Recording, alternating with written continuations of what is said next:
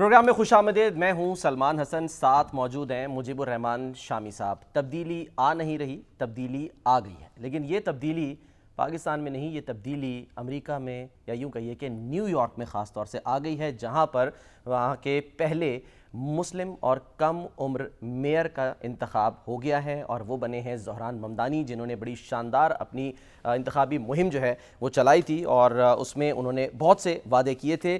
لیکن ایک ایسا شہر جس کی آبادی 85 لاکھ ہے اور وہاں پر رجسٹرڈ ووٹرز کی تعداد 46 لاکھ ہے, وہاں پر زہران ممدانی نے میدان مار لیا ہے.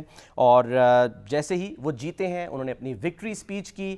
اس میں انہوں نے نہ صرف یہ کہ ڈونلڈ ٹرمپ جو کہ امریکہ کے صدر ہیں ان کو للکارا, بلکہ انہوں نے یہ بھی کہا کہ ہم نے سیاسی موروثیت کا خاتمہ کر دیا ہے, اور ساتھ ساتھ انہوں نے یہ بھی کہا کہ انہوں نے اسلامو فوبیا کا بھی خاتمہ کر دیا. اب اس کی کوئی گنجائش نیو یارک میں نہیں ہے. کیا کہا زہران ممدانی نے, وہ دیکھیے. اور اسی سپیچ میں انہوں نے امریکی صدر ڈونلڈ ٹرمپ کو بھی للکار دیا. کیا انہوں نے کہا وہ بھی دیکھیے. اور اس جیت کے بعد ڈونلڈ ٹرمپ صاحب نے ایک ٹویٹ کیا ٹروتھ سوشل پر, جس میں انہوں نے شکست کی وجوہات بھی بتائی ہیں. براک اوباما جو کہ سابق صدر ہیں, انہوں نے مبارکباد دی ہے اور روشن مستقبل کی امید قرار دیا ہے. امید کی کرن انہوں نے کہا ہے کہ یہ ثابت ہوں گے. اور ہلری کلنٹن جو ہیں, انہوں نے ممدانی ورجینیا اور نیو جرسی میں خواتین ڈیموکریٹس کی کامیابی پر مبارکباد پیش کی ہے. جبکہ بلاول بھٹو زرداری صاحب نے بھی ٹویٹ کیا اور انہوں نے کہا کہ جی, ترقی پسندوں کے لیے فخر کا لمحہ ہے, روٹی کپڑا اور مکان آج بھی بنیادی انسانی حقوق ہیں. اور اس سے ایک قدم آگے مراد علی شاہ صاحب ہمیں دکھائی دیے, وہ بھی ذرا کوئکلی دیکھیے کہ کیا فرماتے ہیں اور کیا کہتے ہیں کہ یہ جو تبدیلی ہے اس کا آغاز کہاں سے ہوا تھا اور کہاں تک پہنچ گئی. A few years ago, the city of Karachi also elected a young mayor, which almost we had to contest with people like the ex-governor of New York who contested against Zohran Mamdani, and we were successful. So the change started from the city Karachi and it's gone to New York. شامی صاحب, اس موازنے پر تو آگے چل کے آتے ہیں, میں آپ سے پوچھوں گا یہ موازنہ بنتا بھی ہے یا نہیں, لیکن کیا کہیں گے آپ نے ان کی جو وکٹری سپیچ ہے ممدانی صاحب کی سنی, کیا تاثر ملا؟ بھائی 34 سال کی عمر ہے اور شباب سے بھرپور ان کی شخصیت ہے. زبردست کمپین چلائی, ہزاروں والنٹیئرز بھرتی کیے, جگہ جگہ ان کا پیغام پہنچایا. وہ بجلی کی طرح دوڑے پھرتے تھے, اور اب وہ جیت گئے ہیں. تو توقع تو یہی تھی کہ وہ بہت بھاری اکثریت سے جیتیں گے, تو بھاری اکثریت سے جیت گئے. اور ان کے مقابل جو تھے وہ سابق گورنر تھے اینڈریو کومو, جو کہ ڈیموکریٹک پارٹی کے, یعنی انہوں نے ٹکٹ کے لیے کنٹیسٹ کیا تھا. جی ہاں, لیکن ان کو پرائمری میں شکست ہو گئی, تو وہ آزاد امیدوار کے طور پہ کھڑے ہو گئے. ٹھیک ہے, وہاں کے آزاد امیدوار تھے وہ. ٹھیک ہے, اور وہاں ایک ریپبلکن پارٹی کے بھی صاحب جو تھے انتخاب لڑ رہے تھے. اب پریزیڈنٹ ٹرمپ نے ان کو جناب آشیرواد دے دی. ٹھیک, ڈیموکریٹک پارٹی کے باغی کو انہوں نے آشیرواد دے دی. ان کا خیال ہوگا کہ وہ کیونکہ کلوز کانٹیسٹ ہے, صحیح, تو اس لیے ریپبلکن پارٹی پر کوئی نہ لگایا جائے داؤ. صحیح. تو بہرحال اب تو ایسا معلوم ہوتا ہے کہ جیسے ممدانی صاحب نے صدارتی انتخاب جیت لیا ہے. اچھا, یعنی اتنا ان کے جو حامی اتنے پرجوش ہیں کو گویا نیو یارک میں انہوں نے پریزیڈنٹ ٹرمپ کو شکست دے دی. بالکل, کیونکہ ان کا تعلق بھی وہیں سے, کوئن سے, اور یہ بھی اب پریزیڈنٹ ٹرمپ بھی ایک زمانے میں نیو یارک رہے ہیں, اور پریزیڈنٹ ٹرمپ بھی ہار ماننے والے تو نہیں ہیں. انہوں نے بھی کہا کہ جناب یہ تو جو شٹ ڈاؤن ہوا ہے, ہاں جی, اس کی وجہ سے یہ جیت گئے ہیں. ٹھیک, 2 وجوہات بتائیں انہوں نے, ایک شٹ ڈاؤن اور دوسری بیلٹ پیپر پر میرا نام نہ ہونا. ان کا نام تو ہر جگہ نہیں ہو سکتا نا, تو ان کا نام تو اسی جگہ ہوگا جہاں وہ کنٹیسٹ کر رہے ہیں. صحیح. تو بہرحال ایک اس تو ایسا معلوم ہوتا ہے کہ نیو یارک میں انقلاب برپا ہو گیا ہے, اور نیو یارک جو ہے وہ مختلف قومیتوں کا شہر ہے, اور اس میں ایشینز بھی بڑی تعداد میں ہیں, ہسپانوی بھی بڑی تعداد میں ہیں, اور ظاہر ہے کہ سفید فام سر 31% ہے، ہسپانوی 28%، سیاہ فام 20% اور ایشیائی جو ہیں وہ 15% ہیں. ہاں لیکن یہ سب امریکن ہیں. ہاں ٹھیک ہے نا، امیگرینٹس ہیں وہ، لیکن امیگرینٹس ہیں، تارکین وطن. صحیح. لوگ ان کو مہاجر کہتے ہیں، مہاجر نہیں ہیں، وہ تارک وطن ہیں. صحیح. مہاجر تو ہوتا ہے کہ جب آپ کو کسی جگہ رہنا آپ کا دوبر ہو جائے، اچھا، آپ کے عقیدے کی وجہ سے اچھا، آپ پر زمین تنگ کر دی جائے اور آپ پھر اس جگہ کو چھوڑنے پہ مجبور ہو جائے، کسی دوسرے خطے میں جا کے پناہ لیں، تو اس کو مہاجر کہتے ہیں. صحیح. اور بہتر مستقبل کے لیے برضا اور رغبت جو ہے کسی دوسرے ملک کا رخ کرنا، وہ تو مہاجرت نہیں ہے، وہ ترک وطن ہے. شامی صاحب لیکن عقیدے کی وجہ سے تو یہاں پر بھی مسائل ہوئے. 2001 میں جب 9/11 ہوا اس کے بعد اسلاموفوبیا پھیلا اور کس طرح سے لوگوں کو پریشانیاں ہوئیں. اب آپ کو لگتا ہے وہ جو کہہ رہے ہیں کہ اسلاموفوبیا بھی اب کوئی گنجائش نہیں ہے، خاتمہ ہو گیا؟ ان کا کہنا یہ ہے، اب یہ تو ظاہر ہے کہ جب ان کو ووٹ مل گئے اور وہ منتخب ہو گئے تو ظاہر ہے جس کی تعبیر کریں. اور انہوں نے یہ بھی کیونکہ وہ سوشلسٹ ہیں اور مزدوروں کی طاقت پہ یقین رکھتے ہیں، اور پھر انہوں نے یہ بھی کہا کہ جو ارب پتی ہیں، جو سرمایہ دار ہیں، جی ہاں، وہ اب ذرا ہوشیار ہو جائیں. صحیح ہے. کیونکہ اب ورکرز کے ساتھ کھڑے ہوں گے. وہ اب کو کہتے ہیں کہ 120 جو ہیں وہ بلینرز ہیں نیو یارک میں رہتے ہیں. جی ہاں. اور ان کی بھاری تعداد جو تھی، بلکہ سب کے سب سمجھیں وہ اس کے مخالف تھے ممدانی کے. ٹھیک. لیکن اور پیسے کی طاقت بھی بے اثر ہو گئی اور ممدانی نے ایک بجلی کی لہر دوڑا دی. اب وہ تو دیکھیں نا، وہ اسرائیل جو ہے اس کی جو جارحیت جو غزہ میں اس نے کیا ہے، نیتن یاہو کے بھی خلاف ہیں. جو مودی انڈیا میں کر رہے ہیں ہندتوا، اس کے بھی وہ خلاف ہیں. صحیح.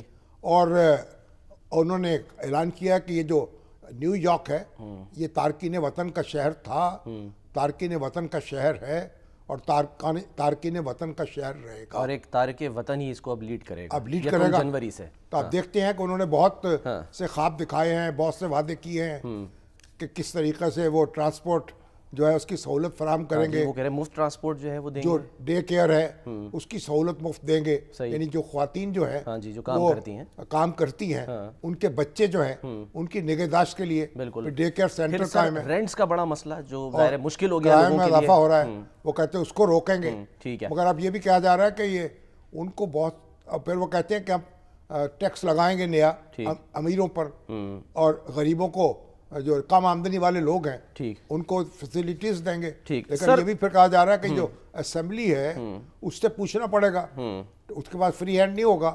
تو جو نیو یارک کی اسٹیٹ اسمبلی ہے اس کی اجازت کا بغیر تو شاید اس طرح کی ٹیکسیشن نہ کی جا سکے. ٹھیک ہے. لیکن بہرحال انہوں نے جو بھی خواب دکھائے ہیں وہ نیو یارک کے لوگوں نے دیکھ لیے ہیں. اب ان کا امتحان شروع ہوگا جب 1 جنوری سے وہ حلف اٹھائیں گے. بالکل. اور فی الحال تو وہ برابر کی ٹکر بن گئے پریزیڈنٹ ٹرمپ کی. ان کو للکارا ہے انہوں نے. او کان کھول کے سن لو، آواز بڑھا لو ٹی وی کی، اگر دیکھ رہے ہو مجھے پتہ ہے تم کان کھول کے سن لو، مطلب یہ کہیں با محاورہ ترجمہ یہ ہوگا. تو اور سنو، اونچی آواز کر لو کہ بھئی ہم یہاں مزدور جو ہے نا ان کے ساتھ کھڑے ہوں گے، جو کم آمدنی والے لوگ ہیں. صحیح ہے، ورکنگ کلاس جسے کہا جاتا ہے. شامی صاحب، شاہد خان صاحب جو کہ جو بائیڈن صاحب کے مشیر بھی رہ چکے ہیں وہ ہمارے ساتھ ہیں، ان کو ویلکم کرتے ہیں. السلام علیکم شاہد صاحب. بہت بہت شکریہ. وعلیکم السلام. سر شاہد صاحب، یہ جو ممدانی صاحب جیت گئے، آپ کی پارٹی جیت گئی، تو یہ شٹ ڈاؤن جو ہے جو 35-36 دن ہو گئے اس کو، یہ اس کا مطلب یہ ہے کہ لوگوں کو تنخواہیں نہیں مل پا رہی بڑی تعداد میں سرکاری ملازمین کو؟ جی بالکل ایسے ہی ہے شامی صاحب. یہ government is shut down, completely shut down, offices are closed, people are not working, اور ایئر ٹریول میں بھی مشکل ہو رہی ہے. لوگ سینٹ کے آفس میں جو جتنے بھی گورنمنٹ کے ڈپارٹمنٹ ہیں وہ اس وقت کمپلیٹلی شٹ ڈاؤن. یہ پہلی دفعہ ہوا اتنے عرصے کے لیے طویل شٹ ڈاؤن. اور اس کا ریفلیکشن آپ نے یہ دیکھ لیا الیکشن میں کہ ڈیموکریٹ ویو آئی، ایون دو یہ not a mid term election, لیکن 12 لوگوں نے اس پہ اپنا پوائنٹ آف ویو جو صاحب یہ شٹ ڈاؤن ہوتا کیا ہے؟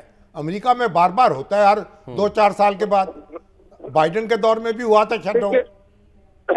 جی بالکل ہوتا ہے، اور کچھ عرصے کے لیے ہوتا ہے کہ گورنمنٹ کو چلانے کے لیے جتنے پیسے چاہیے ہوتے ہیں وہ سینٹ سے اور ہاؤس سے اپروو ہوتے ہیں. تو جب دونوں پارٹیز میں کانفلکٹ ہوتا ہے کئی ایشو پر تو پھر وہ اس کی وجہ سے شٹ ڈاؤن ہو جاتی ہے. یعنی ریپبلکنز کے پاس اتنی یعنی کمفرٹیبل میجورٹی نہیں ہے کہ وہ بل پاس کر سکے, اخراجات کی منظوری دے سکے. شامی صاحب یہاں پہ system set up that way کہ فلبسٹر ایک ٹرم ہے جس کا مطلب ہے اگر سینٹ میں آپ کے پاس 60 ووٹس ہیں تو پھر آپ کو 60 ووٹ چاہیے اس کو اپروو کرنے کے لیے. تو یہ سسٹم اس طرح سے ڈیزائن کیا گیا ہے تاکہ یہ دونوں پارٹیز مل کے فیصلہ کریں اور سنگل پارٹی ٹائپ کا ڈیسیژن نہ لیا جا سکے. تو ٹرمپ صاحب یہ بھی کہہ رہے ہیں کہ فلبسٹر کا جو رول ہے اس کو ختم کیا جائے. تو ریپبلکنز اس کے اگینسٹ ہے, وہ کہتے ہیں کہ اگر یہ ختم کیا, کل جب ڈیموکریٹک میجورٹی ہوگی تو پھر وہ ہر چیز اس طرح سے پاس کریں گے. تو یہ سسٹم میں یہ جو اختلاف ہے اس کی بنیادی وجہ کیا ہے؟ ہیلتھ کیئر کے اوپر اختلاف ہے. جی, زیادہ جو بنیادی وجہ اس کی ہیلتھ کیئر پر اختلاف ہے کہ ڈیموکریٹس کہتے ہیں کہ جو لوگ ہیلتھ کیئر افورڈ نہیں کر سکتے ان کے لیے جو فنڈنگ چاہیے وہ ریلیز کی جائے, وہ ایڈ کی جائے اس میں. تو ٹرمپ کہتا ہے یہ فنڈنگ جو ہے یہ انلیگل امیگرینٹس کے لیے استعمال ہوگی جو کہ ہم نہیں کرنا چاہتے. اور امریکہ کی اسٹرینتھ یہ ہے, دیکھیے جو اس کنٹری میں آ گیا لیگلی اور انلیگلی تو اس کے پاس اگر افورڈ کرنے کے لیے اپنی ہیلتھ کیئر اور بیسک پیسے نہیں ہیں کے لیے اس کے پاس فنڈ نہیں ہے تو گورنمنٹ اس کو سپورٹ کرتی ہے. Social security. تو یہ دس از دی وے دس کنٹری از ڈیزائن. یعنی آپ علاج سے انکار نہیں کر سکتے, علاج تو کرنا ہوگا اس کا. نہیں کر سکتے. ٹھیک جی شاہد صاحب یہ جو جیت ہے مگر یہ شٹ ڈاؤن جو ہے یعنی اس کا کوئی ختم ہونے کے امکانات ہیں کیونکہ تو کاروبار زندگی مفلوج ہو چکا ہے. جی بالکل اس سے ختم ہونے کے امکانات ہیں. اب جیسے ہی الیکشن میں ایک میسج ملا اس ریپبلکن گورنمنٹ کو تو وہ شٹ ڈاؤن. تو آپ دیکھیے جو ریپبلکن سینیٹرز اور Republicans members of the house ہیں انہوں نے بھی اپنے کانسٹیچوئنسیز میں جانا ہے اور they got this message very clearly کہ اگر وہ یہ نہیں کریں گے تو اگلی مرتبہ ان کے لیے الیکشن میں مشکل ہوگی. مڈ ٹرم میں ڈیموکریٹک ویو اگین وہ ڈیموکریٹک ویو ول کنٹینیو. تو وہ نہیں چاہیں گے کہ ایسے ہو اور اس پر وہ کمپرومائز کر کے اور اس کا کوئی حل نکالیں گے. یہ کبھی نہیں ہوا امریکہ میں اتنے لمبے کے عرصے کے لیے گورنمنٹ شٹ ڈاؤن نہیں کچھ دن کے لیے ہوتی ہے, پھر اس میں ایمرجنسی فنڈز ہوتے ہیں جو کہ گورنمنٹ ریلیز کر دیتی ہے. وہ ٹرمپ ایڈمنسٹریشن وہ سرٹن چیزوں کے لیے وہ ایمرجنسی فنڈ بھی ریلیز نہیں کر رہی جس کی وجہ سے بہت زیادہ مشکل ہو گئی ہے. اس کے علاوہ جیسے انہوں نے گورنمنٹ کے جو ڈپارٹمنٹ بہت زیادہ بند کیے, جیسے USAID کو بند کر دیا, USAIP کو بند کر دیا, ایجوکیشن ڈپارٹمنٹ کو بند کر دیا, وائس آف امریکہ کو بند کر دیا, جاب کریشن کے وہ تو بالکل ڈپارٹمنٹ سے بند کر دیا. جب وہ ایلان مسک نے جب وہ یہ چارج لیا تھا تو وہ جو گورنمنٹ کو کم کرنے کی جو باتیں کر رہا تھا تو بجائے اس کے کہ جاب انکریز کریں, جو غریب لوگ ہیں, غریب یا متوسط طبقے کے لوگ ہیں, ان کی نوکریاں ختم ہو گئی. تو لوگوں نے اس کا ریفلیکشن دکھایا ہے. یہ ممدانی کا آنا یہ کوئی چھوٹی بات نہیں ہے, یہ بہت بڑی بات ہے. آپ یہ دیکھیے کہ وائٹ ہاؤس کے بعد سب سے امپورٹنٹ جو پوزیشن ہے وہ امریکہ میں نیو یارک کے میئر کی ہے. تو یہ امریکہ کا فائنینشیل ہب ہے اور آپ یہ دیکھیے کہ اس شہر میں اتنے زیادہ بلینرز ہیں اور اتنے ہمیشہ سے یہی سوچا جاتا تھا اور وہ مس بھی ختم ہو گئی کہ یہ جو فائنینشیل سپورٹ کے بغیر کوئی الیکشن نہیں جیت سکتا کسی جگہ پر بھی. اور یہ جو نیو یارک کا الیکشن ہے اس میں وہ ملک بھی ختم کر دی. شاہد صاحب سر ڈونلڈ ٹرمپ نے ہر حربہ جو ہے وہ آزمایا, یعنی ان کو ممدانی صاحب کو کبھی یہود مخالف کہا, کبھی کمیونسٹ کہا اور طرح طرح کی جو ہے وہ باتیں کی, دھمکی دی کہ فنڈز نہیں دیں گے, پیسے نہیں دوں گا. اس کے باوجود جو ہے ان کو ناکامی ہوئی. اب آپ کو کیا لگتا ہے اگلے سال مڈ ٹرم الیکشن بھی ہیں تو یہ کوئی آپ کو لگتا ہے ایک وارننگ ہے ڈونلڈ ٹرمپ کے لیے, ریپبلکنز کے لیے؟ Absolutely, it's a warning. It's a warning not just for Republicans, it's a warning for Democrats as well. اچھا دیکھیے ڈیموکریٹس میں جو برنی سینڈرز کا جو ایک بیانیہ ہے, جو اس کا نقطہ نظر ہے اور جو اس کی ایک پوزیشن ہے پارٹی میں, اس کو تو ڈیموکریٹک پارٹی اس طرح سے ایکسیپٹ نہیں کرتی. جو ڈیموکریٹک سوشلسٹ کی جو اس کا ویژن ہے تو وہ تو نہیں کرتے. تو اس کی وجہ سے آپ دیکھیے کہ ڈیموکریٹک پارٹی کی لیڈرشپ نے بھی ممدانی کو انڈورس کرنے میں ہیزیٹیشن کی. ایون نیو یارک کی گورنر نے بھی بڑی ہیزیٹیشن کی. براک اوباما نے اس کو انڈورس نہیں کیا. اور پھر چک شومر جو نیو یارک کا سینیٹر ہے اور ڈیموکریٹک پارٹی کا لیڈر ہے, اس نے بھی اس کو انڈورس نہیں کیا. تو پھر بھی وہ جیت گیا, رائٹ. تو ود ان دی پارٹی بھی ایک فیور آئے گی. It's not just the Republican party, Democratic party میں بھی یہ ایک لیڈرشپ میں یہ ایک سوچ آئے گی کہ یہ کس طرح سے ہم چلائیں. اور ڈونلڈ ٹرمپ صاحب کو لگتا ہے کہ ٹف ٹائم دیں گے, یا بس اب کیونکہ وہ جیت گئے بات ختم ہو گئی, اب ظاہر ہے معاملات جو ہیں وہ چلانے پڑیں گے؟ نہیں, ڈونلڈ ٹرمپ اس کو ٹف ٹائم تو نہیں دے سکتے نا. ڈونلڈ ٹرمپ کوئی فنڈنگ تو روک تو ہی نہیں سکتے, یہ تو کہنے کی بات ہے نا. نیو یارک کی فنڈنگ تو نہیں روکی جا سکتی نا. اس سے financial hub of the country, اس کنٹری کی جو اسٹرینتھ ہے وہ نیو یارک سے آتی ہے. Wall Street is on New York, statue of Liberty is in New York. تو وہ اس کو تو کم کچھ بھی نہیں کر سکتے, وہ ایکچولی کچھ بھی نہیں کر سکتے. ڈرا دھمکا سکتے ہیں, لیکن وہ ڈرانے دھمکانے کا دیکھنے وہ تو بالکل اس کا ریورس ایفیکٹ ہوا جو وہ کہہ رہے ہیں. مگر جو نعرے لگائے انہوں نے ممدانی نے اور جو وعدے کیے ہیں وہ پورے کیے جا سکیں گے؟ دیکھیے اس میں چند چیزیں جو وہ ہیں تو وہ میرا خیال ہے وہ تو پوری کی جا سکیں گی. باقی چیزوں کے لیے تو لیجسلیشن ریکوائرڈ ہوتی ہے. تو وہ جیسے وہ کہہ رہے ہیں کہ ٹرانسپورٹ کا مسئلہ بہت بڑا مسئلہ ہے یہاں پر, چائلڈ کیئر کا مسئلہ بہت بڑا ہے. وہ ارلی ایجوکیشن میں وہ کہہ رہے ہیں 6 سال سے میں 5 سال کر دوں گا, تو وہ تو کر سکتے ہیں. اس کے علاوہ وہ جو افورڈیبل ہاؤسنگ نہیں بلکہ ایک افورڈیبل ہاؤسنگ کو یہاں سمجھا جاتا ہے جیسے فری ہاؤسنگ دی جاتی ہے, اس کو وہ اس طرح سے نہیں وہ کہہ رہے ہیں. وہ کہہ رہے ہیں کہ houses are not affordable for commoners. لوگ 100-200 میل سے سفر کر آتے ہیں نیو یارک کام کرنے کے لیے, کیونکہ یہاں رہنا ان کے لیے افورڈیبل نہیں ہے. تو یہ ایشو صرف نیو یارک کا نہیں ہے, یہ امریکہ میں جتنے میٹروپولسز ہیں وہاں سب جگہ یہ ایشو ہے. لیکن نیو یارک میں زیادہ ہے. تو وہ ہاؤسنگ کو افورڈیبل بنانے کی کوشش کریں گے. اب جیسے فار ایگزامپل پہلے جیسے ہمارے بھی جہاں پر ہم باسٹن میں رہتے ہیں یہاں پر بھی اسی قسم کے مسائل ہیں. تو اب یہاں کے جو گورنر ہے وہ یہ کہہ رہا ہے کہ جو آپ کی جو فرض کریں آپ کی 1 ایکڑ کی لاٹ تھی اس میں صرف ایک گھر بنانے کی اجازت تھی, آپ اس میں ایک چھوٹا سا اور گھر بنا کے کرایہ پر دے سکتے ہیں. آپ اپنی بیسمنٹ کو کرایہ پہ دے سکتے ہیں, آپ اپنے ایٹک کو کرایہ پہ دے سکتے ہیں, جو پہلے نہیں تھا. تو اس قسم کے میجر جس سے ہاؤسنگ افورڈیبل ہو, تو اسی قسم کے میجر وہ یعنی ممکن ہے جو وعدے کیے ہیں وہ پورے ہو سکیں گے, ممکن ہے. بٹ ٹھیک ہے شاہد صاحب, بہت بہت شکریہ. سر ایک جو پیغام آپ کو لگتا ہے کہ جو ظاہر ہے کیونکہ یہ بھی کہا جا رہا ہے کہ اس میں نوجوان نسل بھی تھی جو فرسٹ ٹائم ووٹرز بھی تھے بڑی تعداد میں, تو وہ جو جس طرح نیپال میں ہم نے دیکھا کہ احتجاج ہوا, وہاں پر چینج آیا, پھر اس سے پہلے بنگلہ دیش میں, شری لنکا میں, تو یہ بھی دنیا کو ایک پیغام گیا ہے کہ جنریشن زی اگر چاہے تو وہ ووٹ کے ذریعے تبدیلی لا سکتی ہے. امریکہ ہے یہ امریکہ, ہاں نیپال یا بنگلہ دیش نہیں ہے ان کے لیے. لیکن سر سوچنے کی بات ہے نا کہ ووٹ کی طاقت ہے یہاں. ہاں یعنی یہ نہیں ہے کہ آپ تشدد کے ذریعے اپنی مرضی منوائیں گے. تو جو ووٹ کی طاقت ہے اس نے اظہار کر دیا ہے, اور امریکہ کا جو سسٹم ہے اس نے اپنے آپ کو منوایا ہے. اب دیکھیں کہ اب دیکھیے امریکہ ایک منفرد ملک ہے, یعنی امریکن قوم جو ہے ہر روز اس میں لوگ نئے داخل ہو رہے ہیں. یعنی نیا ٹیلنٹ جو ہے دنیا بھر سے ٹیلنٹ کو اٹریکٹ کر رہا ہے. دنیا بھر سے لوگ جا رہے ہیں, وہاں ان کو جاب اپرچونٹیز مل رہی ہیں, وہاں وہ پڑھائی کے لیے جا رہے ہیں, اور وہ ایبزارب ہوتے جا رہے ہیں. نئی ان کی جو قومیتیں بدلتی جا رہی ہیں. دنیا کا کوئی خطہ ایسا نہیں ہے جس کا رہنے والا جو ہے یا وہاں امریکہ میں موجود نہ ہو اور امریکہ نہ ہو چکا ہو.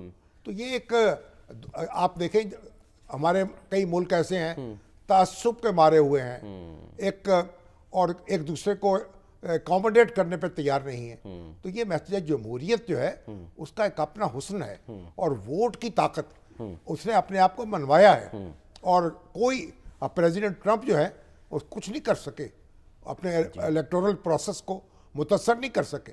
اور انہوں نے اپنا ایڑی چوٹی کا زور لگایا, دھمکیاں بھی دی, بیان بھی دیے ان کو, اور ان میں کیڑے بھی ڈالے, ان کو سوشلسٹ کہہ کے بھی پکارا, لیکن وہ ان کا راستہ نہیں روک سکے. عوام کی طاقت کے سامنے عوام کی طاقت جو ہے وہ جب وہ تسلیم کر لی جاتی ہے تو پھر وہاں وہ سسٹم جو ہے وہ آگے بڑھتا ہے, اور پھر جو لوگوں کا اعتماد جو ہے اپنے ملک پر یعنی برقرار رہتا ہے اور بحال رہتا ہے. ٹھیک ہے. تو یہ ایک جو امریکن سسٹم ہے اس نے اپنے آپ کو منوایا ہے.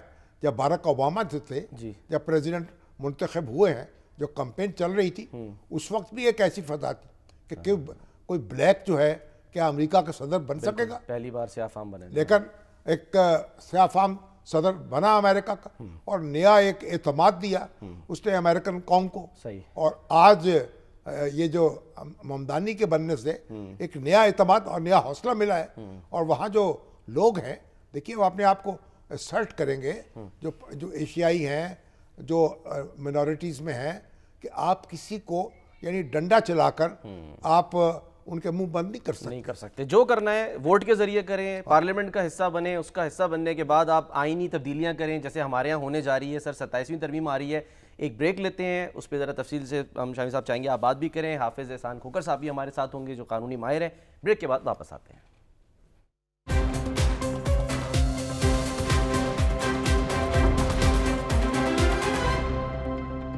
ویلکم بیک جی. بلاول بھٹو صاحب کے ٹویٹ اور کل سینٹ میں اسحاق ڈار صاحب کی تقریر کے بعد اب 27ویں آئینی ترمیم کی باقاعدہ تیاری جو ہے وہ شروع ہو گئی ہے, اور وزیر اعظم نے اسپیکر ایاز صادق صاحب کو اہم ٹاسک سونپ دیا ہے, رابطوں کا, ملاقاتوں کا, اجلاسوں کا, اور اتحادیوں کو اعتماد میں لینے کا سلسلہ شروع ہو گیا ہے. اور فیصل وافدہ صاحب بھی ایکٹیو ہو گئے ہیں, بلکہ یوں کہہ لیں کہ ایکٹیویٹ ہو گئے.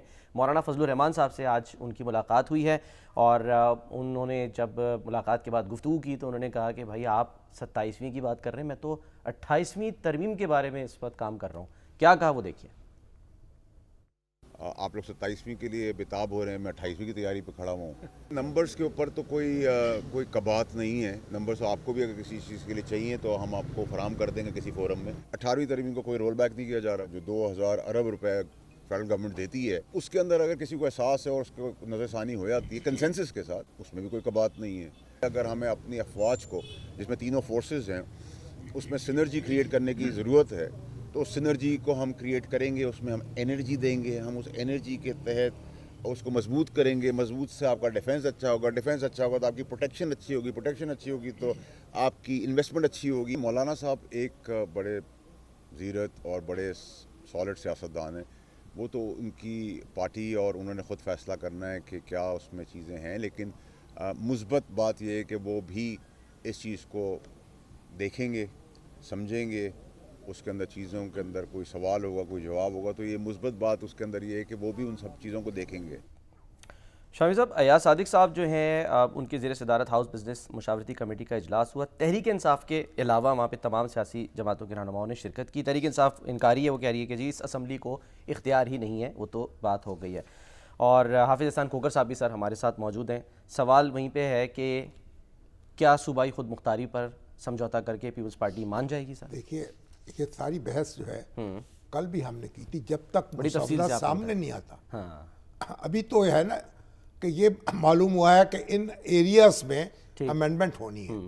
اب صوبائی خود مختاری جو ہے یا NFC ایوارڈ کو کیسے ری ایڈجسٹ کرنا ہے, افواج پاکستان کا جو تنظیمی ڈھانچہ ہے صحیح, اس میں کیا ترامیم کرنی ہے. آرٹیکل 243 کی کلاس 3 جو ہے وہ اس میں منصب طے کرتی ہے نا, کہ بھئی ایک جوائنٹ چیف آف سٹاف ہوگا, چیف آف آرمی سٹاف ہوں گے 3. تو یہ اب اس میں کیا یعنی ترمیم کرنے کا ارادہ ہے, تجویز کیا ہے, تجویز کیا ہے.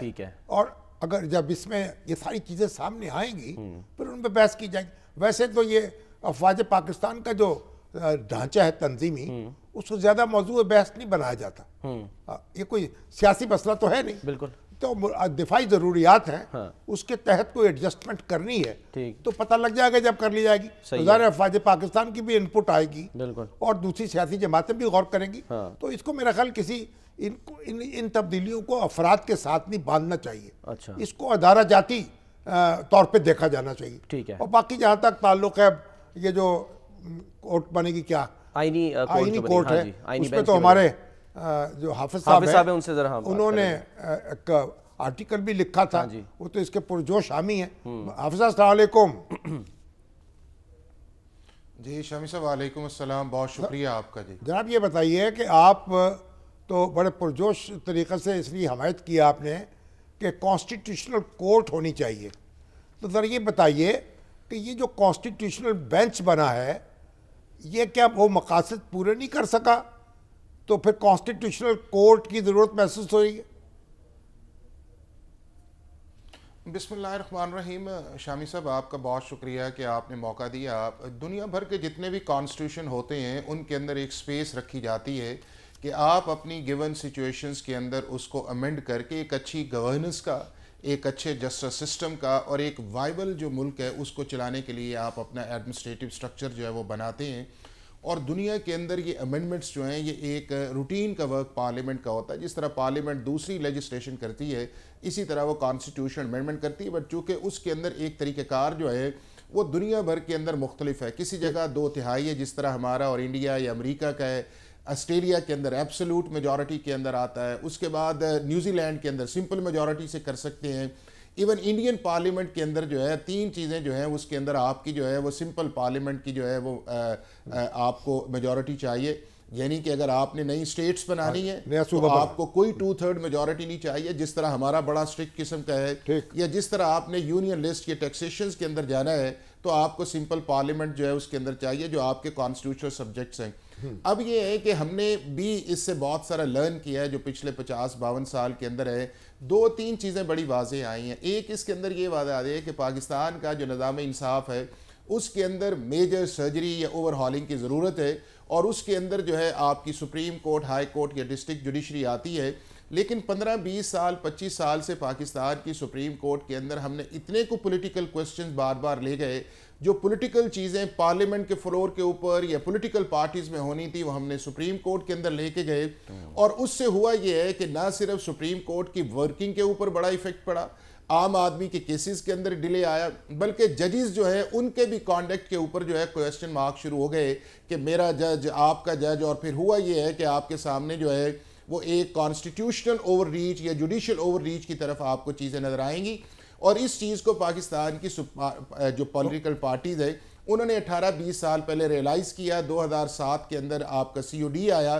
لیکن چونکہ اس وقت جب آپ کی افتخار چودھری صاحب کی موومنٹ ایک کلائمیکس کے طور پہ تھی تو پارلیمنٹ نے مناسب یہی سمجھا کہ ہم 18th امینڈمنٹ کے اندر پروونسز ویزا بس کر لیں اور ایک سلائڈ سا جو ہے وہ آپ نے پارلیمنٹری اوور سائٹ جو ہے جوڈیشل اپوائنٹمنٹس میں کیا، جس کو بھی پاکستان کی سپریم کورٹ نے 19th امینڈمنٹ کے اندر اس کو ریورس کروایا. اور اس کے بعد پھر آپ نے دیکھا کہ کس طرح ایک پاکستان کی کورٹس جو ہیں ویزا ورس پارلیمنٹ یا ویزا ورس جو ہے اس کی جورسڈکشن کے اندر کوسچنز آئے. سب نے کہا کہ آرٹیکل 184(3) ریگولیٹ ہونا چاہیے، ججز کی اپوائنٹمنٹ ریگولیٹ ہونے چاہیے اور عام آدمی کے کیسز افیکٹ نہیں ہونے چاہیے. تو یہ جو ایک کانسٹیٹیوشن کورٹ کا تھا، اس وقت آپ نے لکھا ہے کہ 60,000 مقدمات پینڈنگ ہیں. جی اس وقت 60,000 کے قریب ہیں، تقریباً 2.5 ملین کے قریب جو ہیں وہ آپ کے کیسز جو ہیں پورے ملک کے اندر پینڈنگ ہے. اسی طرح آپ کے لاکھوں کیسز جو ہیں وہ آپ کے ہائی کورٹ کے اندر پینڈنگ ہے. اور سارے کا سارا سینٹرک، اگر آپ شامی صاحب آپ کو بھی اتفاق ہوتا ہے کہ جب آپ کورٹس کے اندر جائیں یا زیادہ کیسز حکومت کے لوگ کر رہے ہوتے ہیں یا حکومت کے خلاف کر رہے ہوتے ہیں یا پولیٹیکل پارٹیز کے ہوتے ہیں. ایک عام آدمی کا سیول کا کیس ہے، ٹیکس کا کیس ہے، ریونیو کا کیس ہے، اس کی پراپرٹی کا کیس ہے، وہ کرمنل میٹرز اس کے خلاف ایک فیصلہ آیا ہوا ہے جو اس نے چیلنج کیا ہوا ہے یا وہ انصاف کی راہ میں ہے تو اسے 15 سے 20 سے 25 سال لگتے ہیں. اب اس آئیڈیا کے ساتھ ایک 26 کانسٹیٹیوشن امینڈمنٹ کی طرف گئے اور اس کے اندر میں سمجھتا یہ ہوں کہ جب وہ پروپوزلز آئی تو اس کے اندر PTI جو تھی اس نے کہا کہ ہم اس پروسیس کے اندر تب اس کے اندر شامل ہوتے ہیں کہ اگر ہماری کچھ چیزیں جو ہیں ان کو آپ جو ہے کنسیڈر لے کے آئیں. اس کو مولانا فضل الرحمان صاحب نے لیڈ کیا اور کانسٹیٹیوشنل بینچ کی طرف چلے گئے. کانسٹیٹیوشنل بینچ دنیا کے کسی ملک کے اندر جس طرح ہماری کمپوزیشن بنی ہے نہ یہ وائبل ہے نہ بنتا ہے اور نہ ہی اس کا آپ کو ریزلٹس آپ کو نظر آیا کہ ایک سال کے اندر انٹرفیرنس جو ہے وہ جوڈیشری کی انٹرنلی کتنی آ گئی، ایک دوسرے کے خلاف کامنٹس کتنے آئے، ایک دوسرے کے خلاف آرڈرز آ گئے، لائکنگ ڈس لائکنگ آئی. تو میں یہ سمجھتا ہوں کہ 26 امینڈمنٹ کا جو ہم نے ایک سال کے اندر لرن کیا ہے، اگر یہ پہلے ہی دن براڈ کنسنسس کے اوپر پرسن سپیسیفک یعنی کہ انسٹیٹیوشنز پہ جاتے، میرا جج یا آپ کا جج یا کوئی چاہ رہے تھے کہ جسٹس منصور آ جائے، کوئی چاہ رہے تھے کہ آؤٹ گوئنگ چیف جسٹس آ جائے، اس بحث سے ہم نکل جاتے تو شاید آج ہم 26 کانسٹیٹیوشن امینڈمنٹ کی کانسٹیٹیوشن کورٹ کی حیثیت دیکھ رہے ہوتے. مگر یہ بتائیں مجھے دوسرا حافظ صاحب یہ بتائیں کہ یہ جو کورٹ ہے اس میں جو جج مقرر ہو جائیں گے پھر ان کا ٹرانسفر دوسرے بینچ میں نہیں کیا جا سکے گا.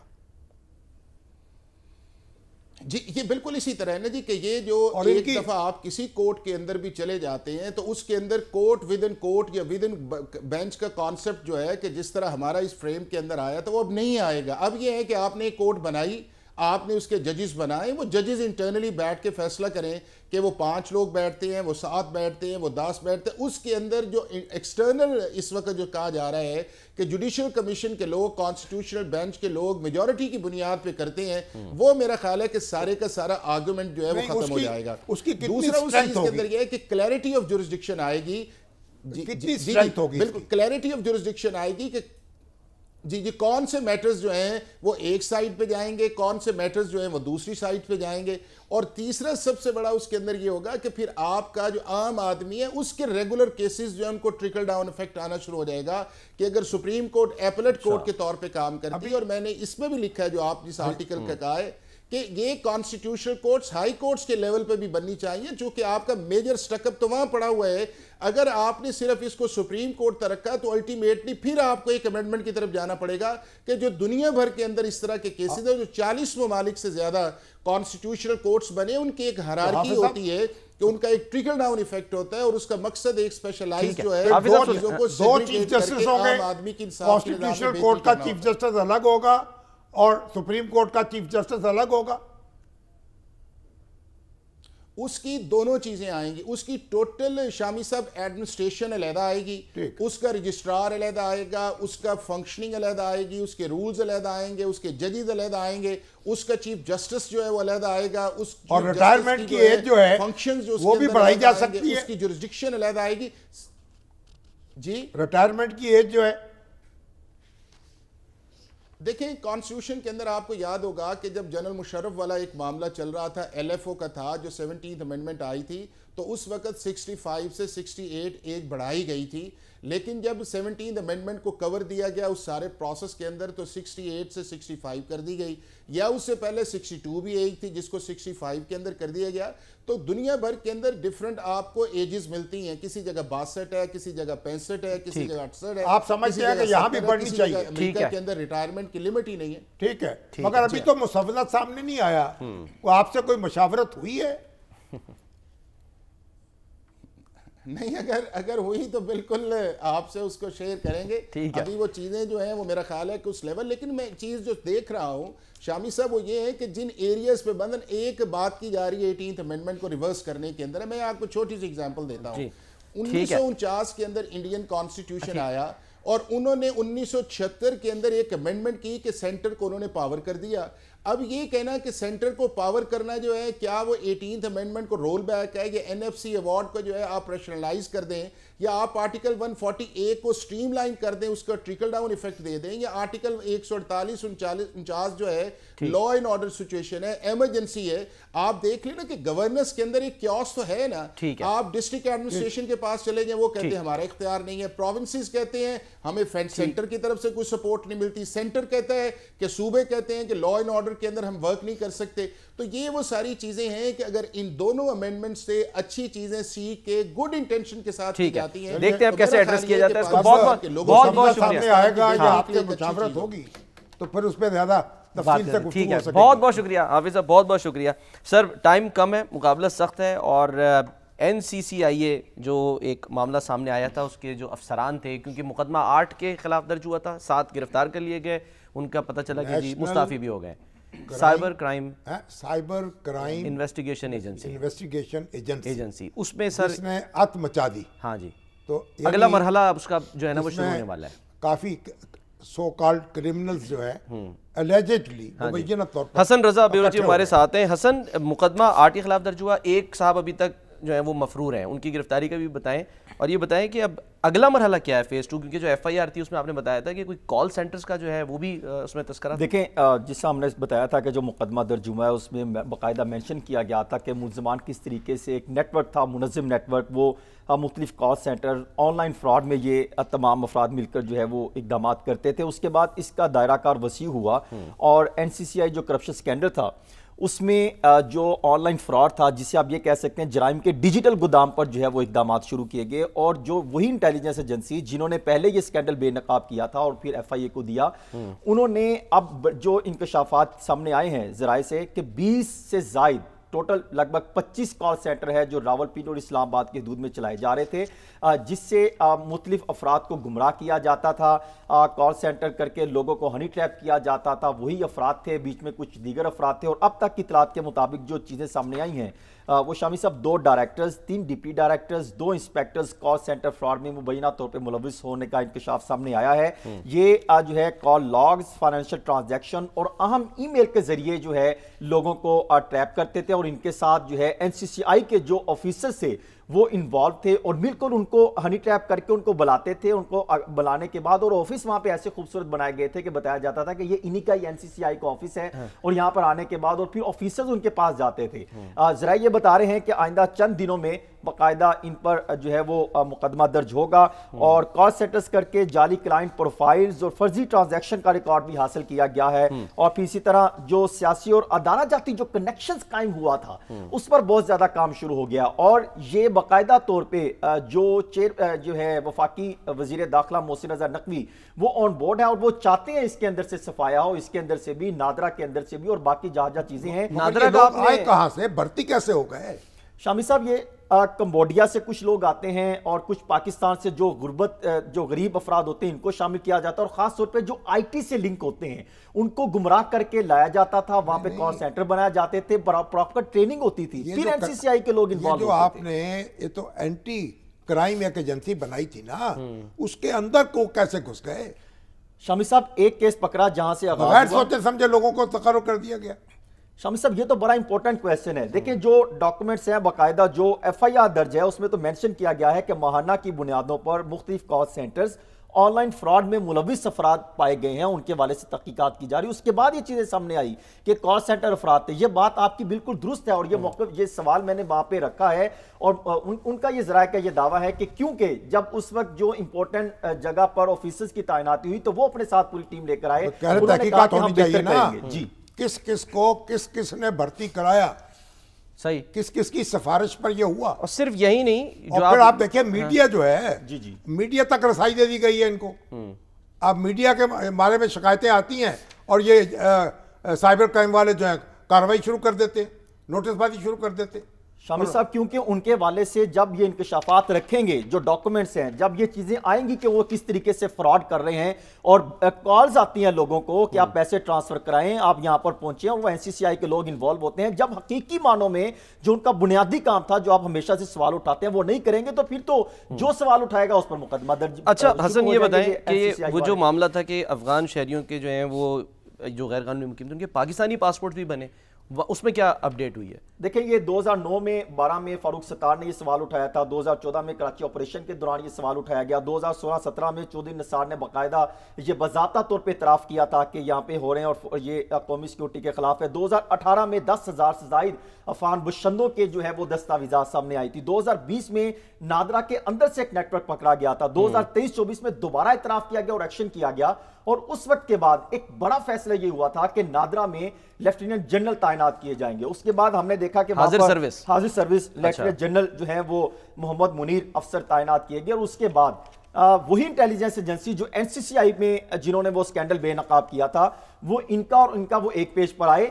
وفاقی وزیر داخلہ محسن رضا نقوی نے باقاعدہ طور پہ ان کو ریکویسٹ کی کہ وہاں اس سارے معاملے کو کھولا جائے، تو اس میں شامی صاحب اتنا بڑا پیمانہ پر جو ایک نیٹ ورک جو ہے وہ بے نقاب ہوا ہے، وہ بھی اگر آپ کے سامنے رکھوں 20 بروکرز کو جب تحویل میں لیا گیا تو انہوں نے انکشاف کیا کہ وہ اکیلے نہیں بلکہ نادرا میں موجود افسران جو ہے بات مبینہ طور پہ کچھ اہلکار اور ان کے ساتھ جو پاسپورٹ امیگریشن میں جو بیٹھے افراد ہیں وہ ان کے ساتھ ملوث ہیں، انوالو ہیں، اور وہ کرنے کے بعد بروکر شناختی کارڈ بنوانے کا مبینہ طور پہ ریٹ شامی صاحب 5 لاکھ روپے لیا جاتا تھا، اور پھر پاسپورٹ کے 2.5 سے 3 لاکھ روپے لیا جاتا تھا، وہ بنوائے جاتے تھے، اور ہزاروں افغانیوں کو یہ پاسپورٹ اور شناختی کارڈ بنوا کے دیے گئے جس سے وہ جرائم اور کرائم کی دنیا میں آتے تھے اور وہ ڈائریکٹلی اور انڈائریکٹلی وہ کس طریقے سے دہشت گردی کا وہ لنک بنتا تھا اور وہاں سے پھر جو ہے وہ اس کو استعمال کیا جاتا تھا. اس میں جو نیٹ ورک ہے اس کو دیکھتے ہوئے نادرا میں ایک اسپیشل سیل بھی قائم کر دیا گیا. آئندہ آنے والے دنوں میں یہ میں آپ کو بتا دوں اس میں ایک بڑے پیمانے پر دائرہ وسیع ہو رہا ہے, بڑے بڑے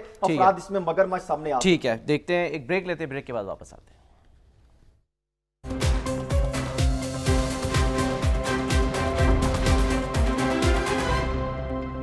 پروگرام کا وقت ختم ہوتا ہے. ناظرین اپنا خیال رکھیے. اللہ حافظ.